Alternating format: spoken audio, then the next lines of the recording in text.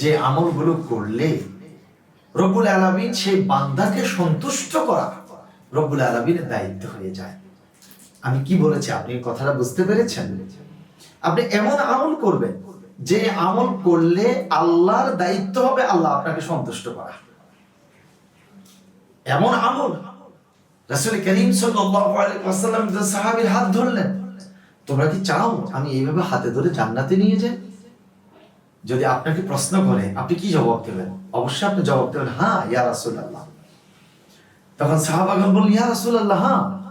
রাসূল সাল্লাল্লাহু আলাইহি ওয়াসাল্লাম সাথে সাথে বললেন, আমি কি এমন একটি আমলের কথা তোমাদেরকে জানিয়ে দেব যে আমলটা করলে তোমাদের জন্য আমি যাতে সুপারিশ করি আমার উপর ওয়াজিব হয়ে যাবে সুপারিশ করা। এতক্ষণ পর্যন্ত আপনারা যতটুকু শুনলেন সকলের মধ্যে তো অবশ্যই আগ্রহ সৃষ্টি হয়েছে সে আমলটা কি।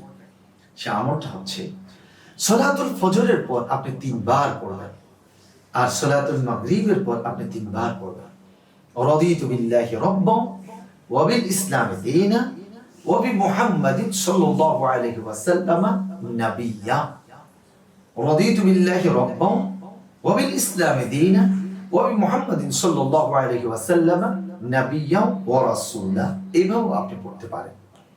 আপনি সন্তুষ্ট চিত্তে ঘোষণা দিলেন যে আমার রব আল্লাহ, আমার দ্বীন ইসলাম, আমার নবী মুহাম্মদ সাল্লাল্লাহু আলাইহি ওয়াসাল্লাম, আল্লাহ পাক আপনার উপর খুশি হয়ে আল্লাহ আপনাকে খুশি করার জন্য দায়িত্ব